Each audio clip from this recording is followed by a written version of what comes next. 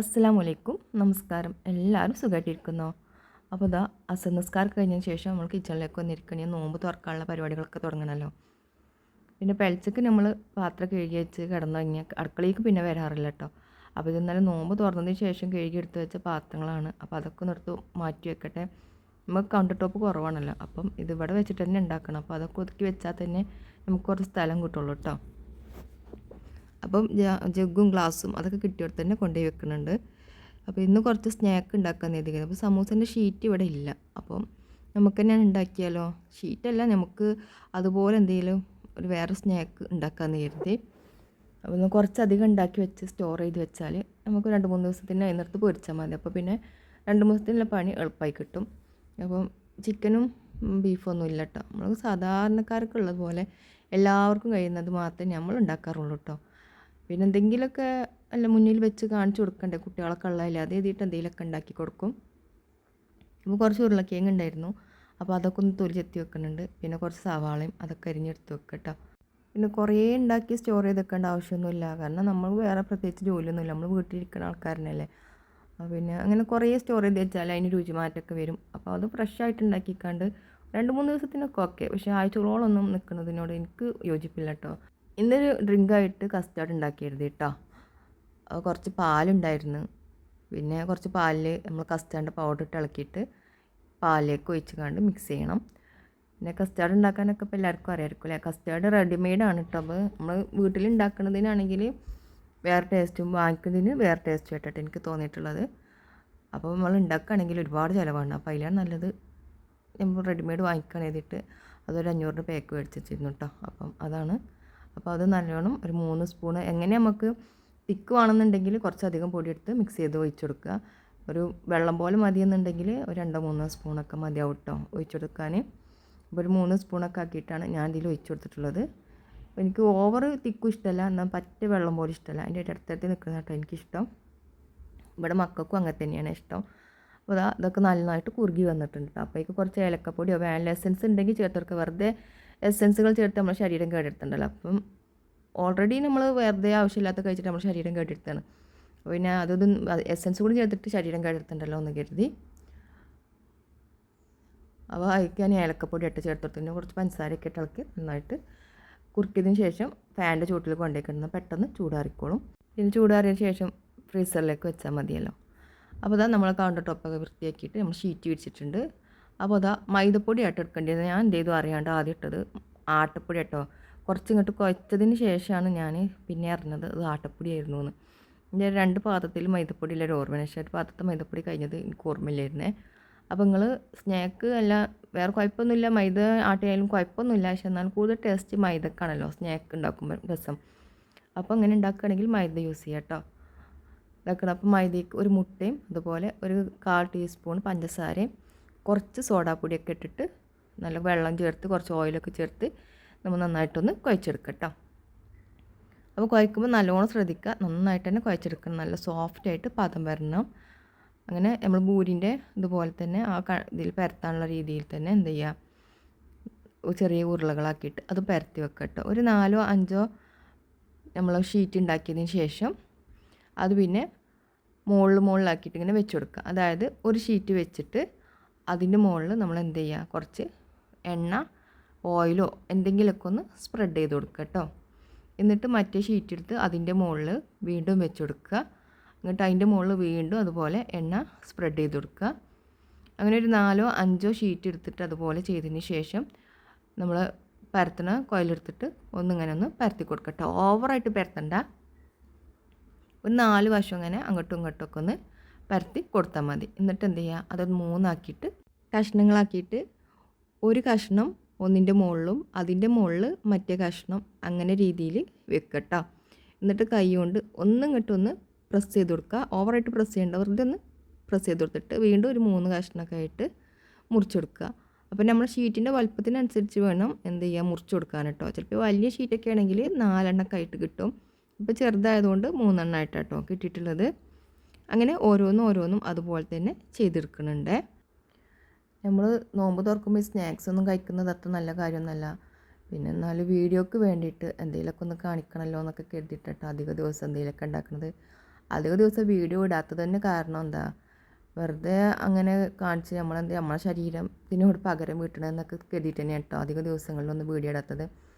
ചിലപ്പോഴൊക്കെ സാധാ പോലെ തന്നെയായിരിക്കും കേട്ടോ നോമ്പ് തുറക്കുന്നത്. അങ്ങനെ എന്നും സ്നാക്സ് ഒന്നും ഉണ്ടാക്കിയിട്ടൊന്നും പല പല ഐറ്റംസ് ഒന്നും ഉണ്ടാക്കിയിട്ടൊന്നും നോമ്പ് തുറക്കാറില്ല. എപ്പോഴെങ്കിലൊക്കെ ഉണ്ടാക്കും. നമുക്കൊക്കെ കുറേ കഴിയുമ്പോൾ നമുക്ക് തന്നെ ഒരു തോന്നുമല്ലോ കുട്ടികളൊക്കെ ഇങ്ങനെ ഇരിക്കുമ്പോൾ പറ്റും. പക്ഷേ മക്കൾക്കും അങ്ങനെ പരാതികളൊന്നുമില്ല കേട്ടോ, ഉള്ളത് മതി, അങ്ങനെ നിർബന്ധങ്ങളൊന്നുമില്ല. പിന്നെ എനിക്ക് അറ്റങ്ങൾ പാവം തോന്നിയിട്ട് മാത്രമേ ഞാൻ എന്തെങ്കിലുമൊക്കെ ഒന്ന് ഉണ്ടാക്കി കൊടുക്കുള്ളൂ. പക്ഷെ അതൊരു പാവം തോന്നല്ല, അവരെ നമ്മൾ ശരിക്കും പറഞ്ഞാൽ അവരോട് നമുക്ക് ഉപദ്രവിക്കുകയല്ലേ, ശരിക്കും അവരുടെ ശരീരം നമ്മൾ കേടുവരുത്തുകയാണ്. അപ്പോൾ എപ്പോഴെങ്കിലുമൊക്കെ ഉണ്ടാക്കി കൊടുക്കുക. എന്നും ഇങ്ങനെ സ്നാക്സ് ഒന്നും ഉണ്ടാക്കി നമ്മളെ മക്കളുടെ ശരീരം നമ്മളെ ശരീരമൊന്നും നമ്മൾ കേടുവരുത്തണ്ട കേട്ടോ. അപ്പോൾ അത് കുറച്ച് നേരം റെസ്റ്റ് ചെയ്യട്ടെ. അപ്പോഴേക്കും നമ്മുടെ സവാളയും അതുപോലെ ഉരുളക്കിഴങ്ങും നന്നായിട്ട് ചതുരങ്ങളാക്കിയിട്ട് വെട്ടിക്കൊടുക്കുന്നുണ്ട്. അപ്പോൾ കൊത്തിയരിഞ്ഞ സവാള നമ്മൾ പാൻ ചൂടാക്കിയതിൽ കുറച്ച് വെളിച്ചെണ്ണ ഒഴിച്ച് കൊടുത്തിട്ട് നന്നായിട്ടൊന്ന് വഴറ്റിയെടുക്കുക. കുറച്ച് ഉപ്പ് കൂടി ഇട്ടിട്ട് പിന്നെ കറിവേപ്പിലയും അതൊക്കെ ഇട്ട് നന്നായിട്ടൊന്ന് വഴറ്റിയിട്ട് അതിലേക്ക് ഉരുളക്കിഴങ്ങും കൂടി ഇട്ട് നന്നായിട്ടൊന്ന് മിക്സ് ചെയ്തെടുക്കുക കേട്ടോ. അപ്പോൾ ഈ ഉപ്പിട്ടാൽ തന്നെ നമ്മുടെ ഉരുളക്കിഴങ്ങായാലും സവാള ആയാലും പെട്ടെന്ന് വഴണ്ടി വരുവേ. അപ്പോൾ അതാ നമ്മൾ എപ്പോഴും ഇഞ്ചിയും വെളുത്തുള്ളിയും പച്ചമുളകും അരച്ച് വെച്ചതുണ്ടാകലുണ്ട്. പക്ഷെ ഇപ്പോൾ അത് കഴിഞ്ഞിട്ടുണ്ട്. അപ്പോൾ എന്നാൽ പിന്നെ ഏതായാലും അതിലേക്ക് ആവശ്യമുണ്ട്, കുറച്ചധികം എടുത്തിട്ട് അരച്ച് വെക്കാമെന്ന് കരുതിയിട്ട് ജാറിലേക്ക് ഞാൻ കുറച്ച് വെളുത്തുള്ളിയും കുറച്ച് ഇഞ്ചിയും പച്ചമുളകും എടുത്തൊന്ന് ചതച്ച് വെക്കുന്നുണ്ട് കേട്ടോ. അപ്പം വെളുത്തുള്ളിയും ഇഞ്ചിയും ചെറുള്ളിയും അതുപോലെ തൊലി വെച്ചത് അതിൽ തന്നെ ഫ്രിഡ്ജിൽ തന്നെ ഉണ്ട്. അപ്പോൾ അതുകൊണ്ട് അത്ര നേരം പോയതൊന്നുമില്ല, പെട്ടെന്ന് തന്നെ അരച്ചെടുക്കാൻ കഴിഞ്ഞിട്ടോ.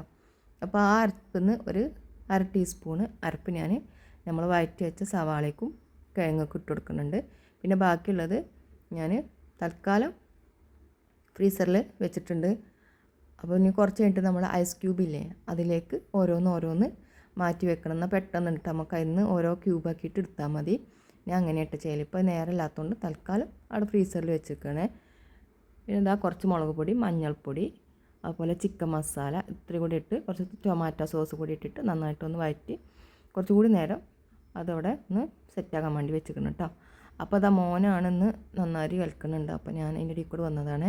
അപ്പോൾ നാരങ്ങയും നന്നാരി ഇല്ലാത്ത നോമ്പ് അവനില്ല. ഇനിയിപ്പോൾ നാരങ്ങ ഇല്ലെങ്കിൽ വേണ്ടിയില്ല, നന്നാരി വേണം കേട്ടോ. നന്നാരിയും ബത്തക്കയും വടയാണ് അധികം ഈ പ്രാവശ്യം നോമ്പിന് ഉണ്ടാക്കി തുടങ്ങിയിട്ടുള്ളത്. പിന്നെ കുറച്ച് പച്ചക്കടല ഉണ്ട്. അപ്പോൾ ആ പച്ചക്കടല ഞാൻ എന്തെട്ടി അതൊന്ന് കുക്കറിലിട്ട് വേവിച്ചിട്ട് അതുകൂടെ ഇക്കൊന്ന് ഇട്ട് കൊടുക്കരുത് കേട്ടോ.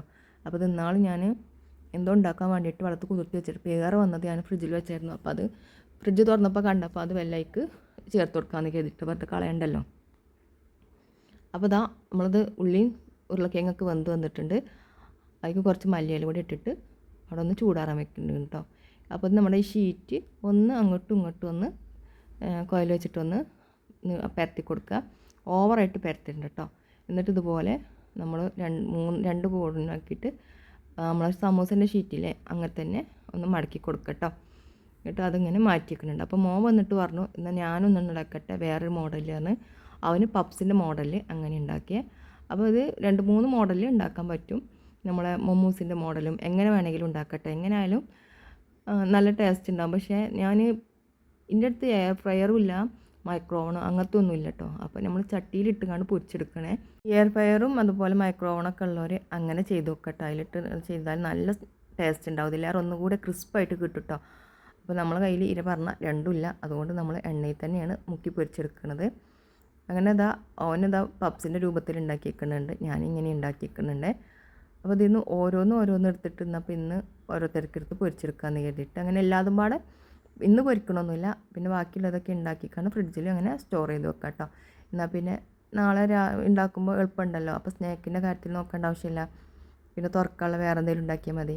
അപ്പുറത്ത് ഇതാ മോന് ഇതേപോലെ ഫ്രൂട്ട്സൊക്കെ വെട്ടുന്നുണ്ട്, നമ്മൾ കസ്റ്റാർഡൊക്കെ ഉള്ളത്. അങ്ങനെ ഈ സമയമാകുമ്പോൾ പിന്നെ എല്ലാവരും ഉണ്ടാവും കേട്ടോ. അപ്പം കുറച്ച് നേരം ഇങ്ങനെ നമ്മളിങ്ങനെ കുറച്ച് നേരം നിൽക്കണം എന്നുള്ളൂ. പിന്നീട് അവരൊക്കെ ഓരോരുത്തർ വന്നു കഴിഞ്ഞാൽ പിന്നെ പെട്ടെന്ന് പണിയൊക്കെ തീരും കേട്ടോ. അങ്ങനെ ഇതാ എണ്ണയൊക്കെ ചൂടാക്കി അതിലിങ്ങനെ ഓരോന്ന് ഇങ്ങനെ എടുത്ത് മുക്കി പൊരിച്ചെടുക്കുന്നുണ്ട്. അപ്പോൾ ഇതാണ് 3 ടൈപ്പിലുള്ള രൂപങ്ങൾ കേട്ടോ. അപ്പോൾ ഇതാ നമ്മൾ ആരെങ്കിലും ഇങ്ങനെയൊക്കെ ഉണ്ടാക്കാൻ അറിയാത്തവരുണ്ടെങ്കിൽ ഒന്ന് ട്രൈ ചെയ്ത് നോക്കുക.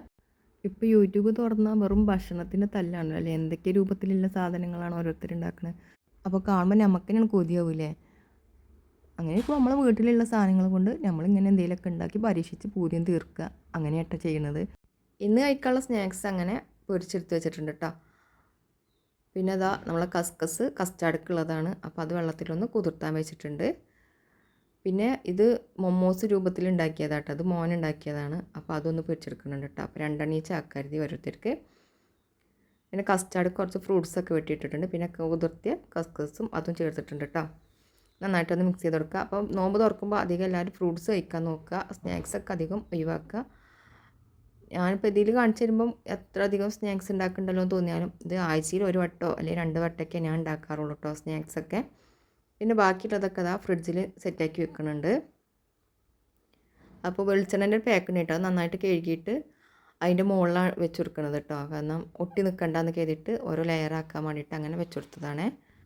നോമ്പ് തുറക്കാൻ സമയമായപ്പോൾ നമ്മൾ മേശമേൽ നമ്മൾ നോമ്പ് തുറക്കാനുള്ള വിഭവങ്ങളൊക്കെ റെഡിയാക്കി വെച്ചിട്ടുണ്ട് കേട്ടോ. അപ്പോൾ ദൈ സ്നാക്സ് നല്ല ലെയറായിട്ട് വന്നിട്ടുണ്ട്. അപ്പോൾ ഓവണും എയർ ഫ്രയറൊക്കെ ഉള്ളവർ അങ്ങനെ ഒന്ന് ട്രൈ ചെയ്ത് നോക്കുക. മൈദ ഒഴിവാക്കിയിട്ട് ആട്ട ഉപയോഗിച്ചിട്ടും മൈദ ആക്കിയിട്ടും എങ്ങനെ വേണമെങ്കിലും നമ്മൾ ഇത് ചെയ്യാം കേട്ടോ. ബാങ്ക് കൊടുത്തു, നമ്മൾ നോമ്പൊക്കെ തുറന്ന് നിസ്കാരം കഴിഞ്ഞ് കുറച്ച് റെസ്റ്റൊക്കെ എടുത്തിട്ട് പിന്നെ അവർ വന്നിട്ട് ഭക്ഷണം കഴിച്ചാൽ മതി എന്ന് പറഞ്ഞിട്ട്. അപ്പോൾ ഇന്ന് ദോശയാണ്. അപ്പോൾ ദോശ പിന്നെ വരുമ്പോൾ ഉണ്ടാക്കിയാൽ മതിയല്ലോ, നേരത്തെ കാലത്ത് ഉണ്ടാക്കി വെക്കണ്ടല്ലോ. അപ്പോൾ ദോശയും ചട്ടിനി കേട്ടോ ഇന്ന് നോമ്പ് തുറക്കാൻ. അതാ മക്കൾ പള്ളിയിൽ പോയി തറാവിയൊക്കെ നിസ്കരിക്കാൻ വേണ്ടിയിട്ട്. ഞാൻ പിന്നെ വീടിനകത്ത് തന്നെ കയറി ചോറ് തീമടാനുണ്ട്, കറി ഉണ്ടാക്കാനുണ്ട് പെലച്ചക്കുള്ളത്. പിന്നെ അവരെ യാത്രയാക്കിയിട്ട് ഞാൻ ബാക്കിയുള്ള പണിയെടുക്കാൻ വേണ്ടിയിട്ട് ഉള്ളിൽ തന്നെ വന്നിട്ടോ. ദോശ മക്കൾക്ക് വലിയ ഇഷ്ടമൊന്നുമില്ല, ഒരു ദോശയൊക്കെ കഴിക്കുള്ളൂ. അപ്പം അതുകൊണ്ട് എനിക്ക് ഉണ്ടാക്കാനൊക്കെ മടിയാണ്. പക്ഷേ എപ്പോഴും ഇപ്പം നമുക്ക് എല്ലാതും കഴിഞ്ഞോളണമെന്നില്ലല്ലോ. അങ്ങനെ അതാ ചോറ് തീമണം കേട്ടോ. ഞാൻ റേഷൻ അരിയാണ് തീമണം, അതുകൊണ്ട് കുറച്ച് വൈകിട്ടായാലും കുഴപ്പമൊന്നുമില്ലല്ലോ. നേരത്തെ കാലത്ത് ഉണ്ടാക്കി വെച്ചിട്ട് പെലച്ചാകുമ്പോൾ ചിലപ്പോൾ ചോറ് കേടെന്നാലോ എന്നൊക്കെ കരുതിയിട്ട് ആ നേരമായിട്ടോ ഞാൻ ചോറ് തീമടുന്നത്. പിന്നെ ഗ്യാസിൽ കുടിവെള്ളം തിളപ്പിക്കാൻ വേണ്ടി വെച്ചിട്ടുണ്ട്. അപ്പം എല്ലാ പണികളും പോയതിന് ശേഷമായിട്ടോ നോക്കുന്നത്, മക്കളൊക്കെ പറഞ്ഞു വെച്ചിട്ട്. എന്നാൽ പെലച്ചാകുമ്പോൾ കുറച്ച് ഇളം ചൂടുവെള്ളം ഉണ്ടാവുകയും ചെയ്യും. ഞങ്ങൾ ചോറ് അടുപ്പിൽ കഴുകി അരിയൊക്കെ ഇട്ടതിന് ശേഷം ബാക്കി കുറച്ച് തുണികളൊക്കെ ഉണ്ടായിരുന്നു കേട്ടോ മടക്കി വെക്കാൻ. അപ്പോൾ തുണികളൊക്കെ മടക്കി അതൊക്കെ കിട്ടിയോടെ തന്നെ കൊണ്ടുപോയി വെക്കാനുണ്ട്. എല്ലാം വലിച്ചിടാൻ എളുപ്പമാണല്ലോ അല്ലേ. വലിച്ചിട്ട സാധനം കിട്ടിയ സ്ഥലത്ത് കൊണ്ടുപോയി വെക്കാനാണ് നല്ല പാട്. അതുപോലെ അലക്കാൻ ഇഷ്ടമാണ്, തൊടാൻ ഇഷ്ടമാണ്, പക്ഷെ മടക്കി വെക്കാൻ ഇഷ്ടമില്ലാത്ത ഒരുപാട് പേരുണ്ടാവില്ലേ. പിന്നെ എല്ലാവരും പറഞ്ഞൊരു അഭിപ്രായം കേട്ടത്. അങ്ങനെ തുണികളൊക്കെ മടക്കി ബെഡൊക്കെ വിരിച്ച് എല്ലാം സെറ്റാക്കിയിട്ട് അപ്പോഴേക്കും നമ്മൾ ചോറൊക്കെ വെന്ത്. അപ്പോൾ ചോറൊക്കെ ഊറ്റി മക്കളൊക്കെ വന്ന് ഞങ്ങൾ ചായയൊക്കെ കുടിച്ച്.